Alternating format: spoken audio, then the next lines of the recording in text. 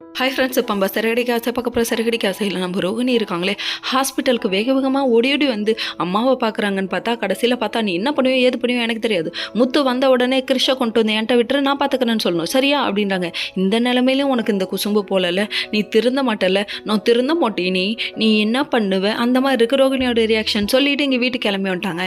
இங்கே ஒரு பக்கம் சாப்பிட்டு எல்லாரும் படுத்து தூங்கிட்டாங்கன்னா பார்த்துக்கோங்க. தூங்கிட்டு இருக்க டைமில் நம்ம கிருஷிக்கு அம்மாவோட ஞாபகம் வந்துருச்சு.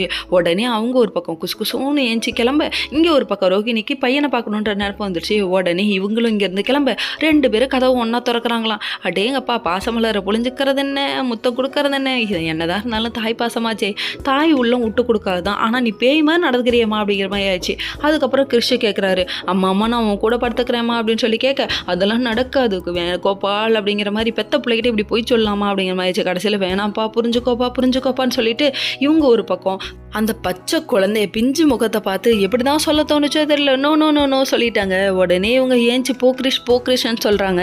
அந்த டைம் பார்த்து மீனா ஏஞ்சி கிறிஸ்டின் தேட ஆரம்பிக்க, அதுக்கப்புறம் தெரியாமல் இந்த ரூம்குள்ளே வந்ததா இவங்க நினச்சிட்டு இருக்காங்க. சொல்லிட்டு ரூமை க்ளோஸ் பண்ணுறாங்க. நம்ம மீனா, அது எப்படிப்பா கைப்பிடிய 2 பேரும் ஒன்றா பிடிச்சிருக்கீங்க, ஆப்போசிட்டில் ஒருத்தவங்க பிடிச்சிருக்காங்கன்றது தெரியாத லெவலில் கூடவா இருப்பீங்க, சரி விடுங்க இதுக்கு பேர் கதையாமா. அதுக்கப்புறம் இங்கே ஒரு பக்கம் நடக்க, யார் ரூமுக்கோ போகக்கூடாதுப்பா, அப்புறம் அவ்வளோதான்ப்பா அப்படின்னு சொல்லிட்டாங்க. மறுநாள் காலையில் ஏஞ்சி கிறிஷுக்கு ஊட்டி விட்டுட்டு இருக்காங்க. அப்போ மெயிலை பற்றி பேசிகிட்டு இருக்காங்க. ஏன்ப்பா அப்படின்னு பார்த்தா எங்கள் ஸ்கூலில் மெயில் தான் வைக்கணும்னு சொல்கிறாங்க.